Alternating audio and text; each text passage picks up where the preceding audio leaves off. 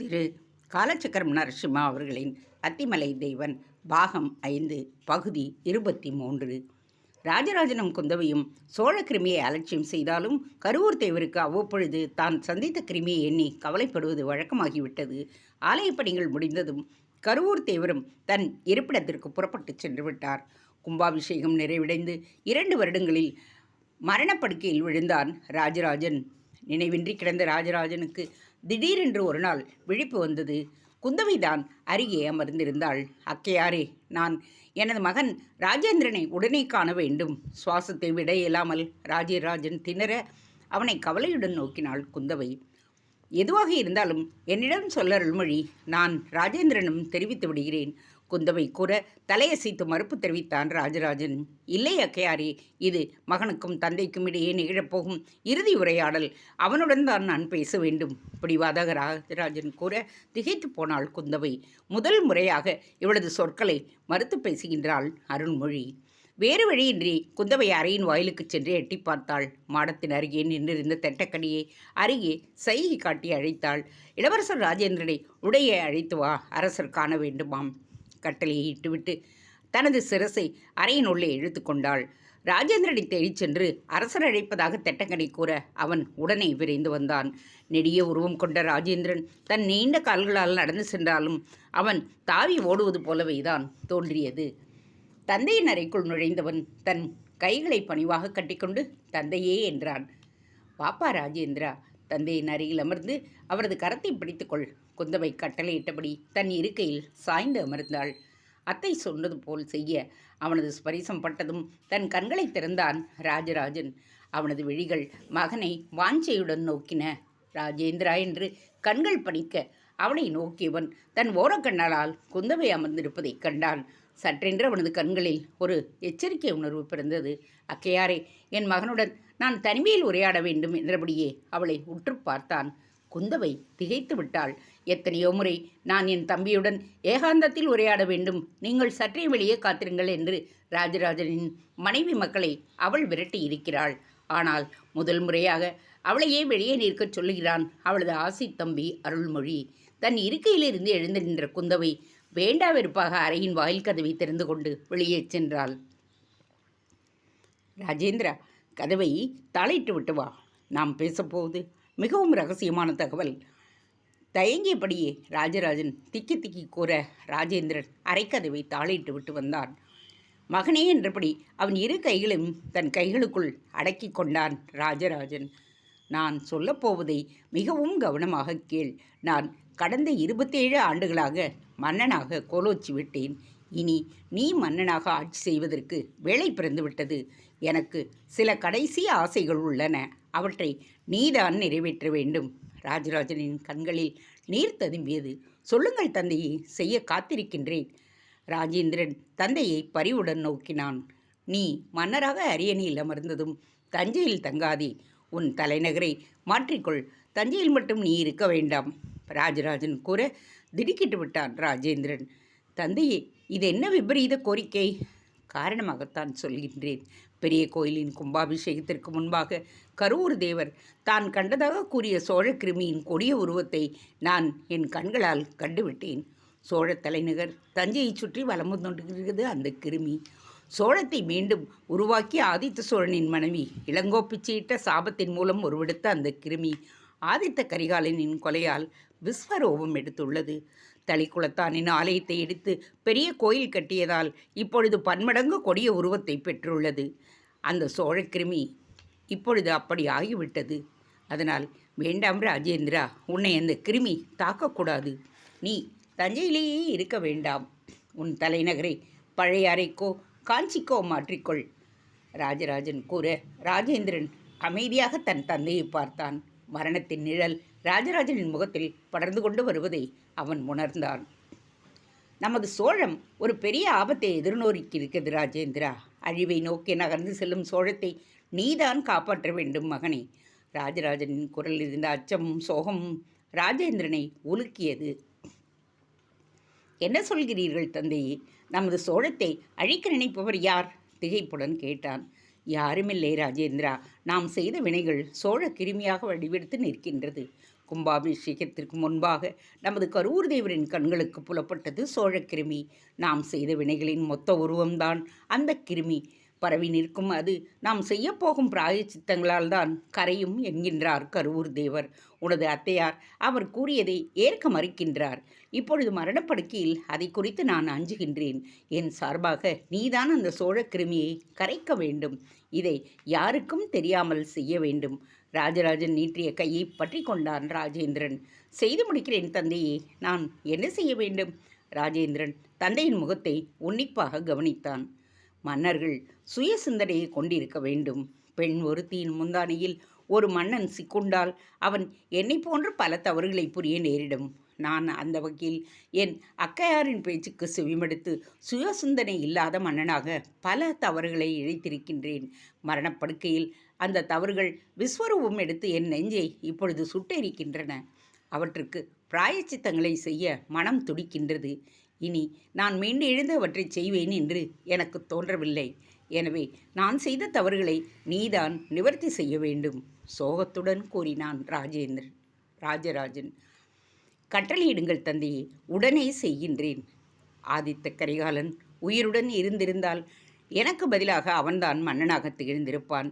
சோழத்தின் சாபம் மூத்த பிள்ளைகள் அரசாட்சிக்கு வருவதில்லை என்பது நிரூபணமாகி வருகிறது. கண்ணரதேவன், ராஜாதித்யன், ஆதித்த கரிகாலன் என்று 3 தலைமுறையாக மூத்த மகன்களுக்கு அரியணை கிடைக்கவில்லை. ஆதித்த கரிகாலன் இருந்திருந்தாலும் நானும் நீயும் மன்னர்களாக திகழ்ந்திருக்க முடியாது. மீண்டும் சுவாசத்திற்கு திணறினான் ராஜராஜன். 2 காரியங்களை நீ எனக்காக செய்ய வேண்டும். கங்கை நீரால் என் பாவத்தை கழுவும் வண்ணம் நீ தளிக்குளத்தானின் லிங்கத்திற்கு புதிய ஆலயம் ஒன்றை எழுப்பி அந்த ஆலயத்தில் பணிபுரிந்த சிவாச்சாரியார்களை அங்கே பணியில் அமர்த்த வேண்டும். இது என்னுடைய முதல் கோரிக்கை.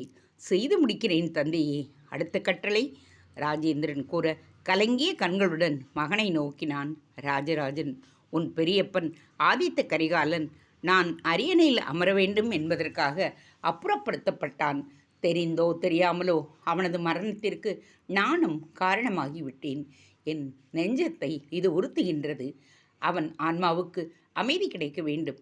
அவனது கடைசி ஆசை அரியணையில் அமர்ந்ததும் தன் வசமுள்ள அத்திமலையின் தேவி சிலையை கொண்டு அந்த உக்ரோதியம் என்கின்ற ஆபரணத்தை அணிவித்து அஸ்வமேத யாகம் செய்ய வேண்டும் என்பதுதான். அதற்காகவே அரியணையில் அமர வேண்டும் என்று காத்திருந்தான். அதற்குள் அவன் கொலை நிகழ்ந்துவிட்டது. திருக்கோவலூர் மலைமானின் 2வது மகள் என் சிற்றன்னை அந்திமாதேவியிடம் இது குறித்து மலைமான் கூறிவிட்டுத்தான் இறந்திருக்கிறார். அந்திமாதேவி அக்கையாரிடமும் என்னிடமும் இந்த தகவலை கூறினார். ஆனால் அக்கையார் இதை அலட்சியம் செய்துவிட்டார். இப்பொழுது மரணப்படுக்கையில் உன்னிடம் இறைஞ்சுகிறேன். எனக்காக அந்த சிலையை கண்டுபிடித்து அஸ்வமேத யாகத்தை செய்து நம் சோழத்தை காப்பாற்று. அந்த யாகம் செய்தால் சோழக்கிருமி நீங்கிவிடும் என்று ஜோதிடர்கள் கூறுகிறார்கள். இதை யாரிடமும் தெரிவிக்காமல் நீ செய்து முடிக்க வேண்டும் என்றான் ராஜராஜன். அவசியம் செய்து முடிக்கிறேன் தந்தையே. தளிக்குளத்தானுக்கு ஒரு பிரம்மாண்ட ஆலயத்தை நிறுவுகிறேன். பெரிய தந்தை ஆதித்த கரிகாலனின் இறுதி ஆசையையும் நிறைவேற்றுகின்றேன். தந்தை ராஜராஜனின் கையை அழித்து வாக்களித்தான் ராஜேந்திரன். 2 தினங்களில் மகனால் தனக்கு விமோசனம் பிறக்கும் என்ற நம்பிக்கையுடன் தன் கண்களை மூடினான் ராஜராஜன். ராஜராஜன் இறக்க அவனது மகன் ராஜேந்திர சோழன் அரியணை ஏறினான். ராஜேந்திரனும் குந்தவை வளர்த்தவன் என்றாலும் அவளது பெருவிரல் அடியில் அவன் தனது தந்தையைப் போன்று அடைக்கலம் புகுந்து கொள்ளவில்லை. ஆலோசனைகளை கேட்பானே தவிர தானே முடிவுகளை எடுப்பதில் சமர்த்தனாக திகழ்ந்தான் அவன். தன் தந்தையின் 2 கோரிக்கைகளை அவன் மறக்கவில்லை. அரியணை ஏறிய 6ஆம் ஆண்டு அதை நிறைவேற்ற எண்ணி கங்கை கரைக்கு போக நிச்சயித்தான். கிபி 1018. கங்கைக்கரை கடந்து வங்க நாட்டை கைப்பற்றும் எண்ணத்துடன் தஞ்சை விட்டு புறப்பட்டான் ராஜேந்திரன். குந்தவை உடல்நலம் குன்றி மரணப்படுக்கையில் கிடந்தாள். அவளிடம் ஆசி வாங்குவதற்காக ராஜேந்திரன் அவளை காண வந்திருந்தான். சிறிது காலம் காஞ்சியில் தங்கிவிட்டு அங்கிருக்கும் ஆலயங்களை தரிசித்துவிட்டு பிறகே கங்கை கரைக்கு படையெடுத்து போகின்றேன் குந்தவையிடம் கூறியதும் அவள் முகத்தில் மகிழ்ச்சி. ராஜேந்திரனின் பின்பாக நின்றிருந்த வீரமாதேவியை பார்த்தாள். ராஜராஜ சோழனின் அமைச்சரான பிரம்மதேவ சேனாதிபதி மதுராந்தக பரகேசரி மூவேந்தர் வேளாளின் தங்கை வீரமாதேவி. குந்தவியின் கண்கள் தன்னை நோக்குவதைக் கண்டதுமே அவள் தன்னிடம் எதையோ பேச விரும்பினாள் என்பதை அவள் புரிந்து கொண்டாள். ராஜேந்திரன் புறப்பட்டுச் சென்றதும் கிழிந்த நாராக மஞ்சத்தில் கிடந்த குந்தவையின் கைகளை பற்றியபடியே அவளது அருகில் அமர்ந்தாள் வீரமாதேவி.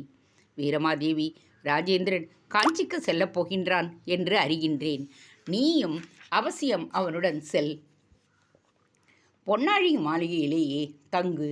என் அண்ணன் ஆதித்த கரிகாலனின் வசம் அத்திமலை தெய்வன் மற்றும் உக்ரோதயம் போன்ற பொக்கிஷங்கள் இருந்தன. அவற்றை அவன் எங்கேயோ பதுக்கி வைத்திருந்தான். அவை இருக்கும் இடத்தை பற்றிய தகவல்கள் என் பெற்றோரின் மூலமாக தன் ஆருயிர் காதலி கல்பலதாவுக்கு அனுப்பி நிற்கின்றான். அவள் அதை பொன்னாழியில்தான் பதுக்கி வைத்திருக்க வேண்டும். கல்பலதா இறந்துவிட்ட நிலையில் அந்த ரகசியங்கள் யாருக்கும் தெரியாமல் பொன்னாழியில்தான் இருக்கின்றன. நீ அவற்றை தேடி எடுத்து நமது சோழர்களுக்கு உரியதாக ஆக்கிக்கொள். அதிமேதாவியான உன்னால் நிச்சயம் அவற்றை தேடி கண்டுபிடிக்க முடியும். உன் கணவன் கங்கைக்கு சென்றுவிட்டு திரும்பி வரும் வரை உனக்கு அவகாசம் நிறைய உள்ளது. எனக்காக நீ இதனை செய்து முடிக்க வேண்டும். குந்தவை மிகவும் சிரமத்துடன் பேசி முடிக்க அவளது கையை அழுத்தி நம்பிக்கை தெரிவித்தாள் வீரமாதேவி. செய்தி முடிக்கிறேன் பாட்டியாரே. பொன்னாழியில் அந்த ரகசியங்களை தேடி எடுக்கின்றேன். வீரமாதேவி குந்தவைக்கு உத்தரவாதம் தந்தாள். ராஜேந்திர சோழன் வீரமாதேவியோடு காஞ்சிக்கு சென்று பொன்னாழியில் தங்கினான்.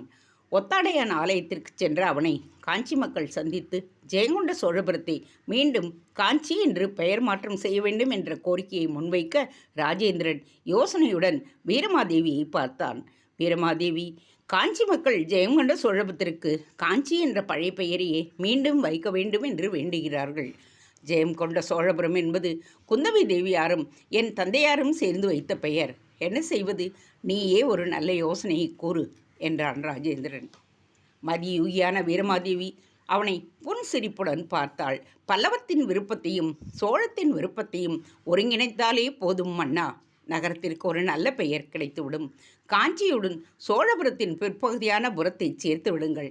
இந்த நகரை காஞ்சிபுரம் என்று அழைக்கலாம். வீரமாதேவி கூறியதும் ராஜேந்திரன் அவளை பரவசத்துடன் பார்த்தான்.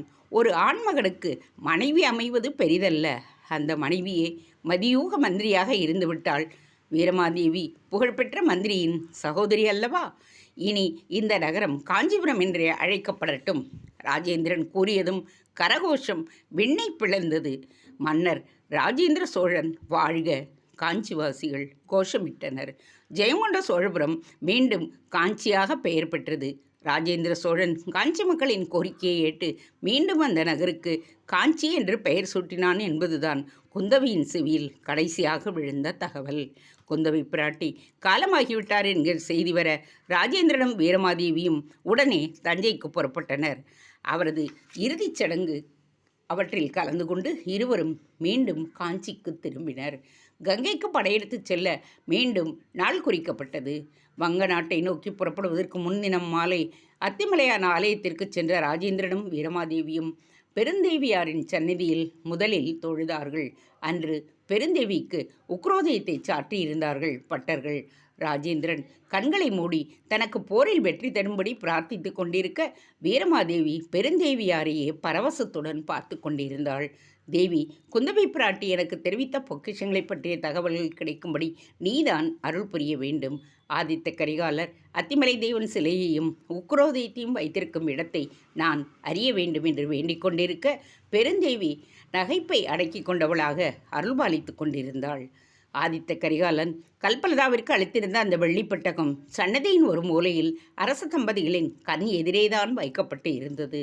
தன் பெரியப்பன் ஆதித்த கரிகாலன் கல்பலதாவுக்கு அளித்திருந்த பெட்டகம் அதுதான் என்பதை ராஜேந்திரன் அறிந்திருக்கவில்லை. இறக்கும் தருவாயில் குந்தவை தன்னிடம்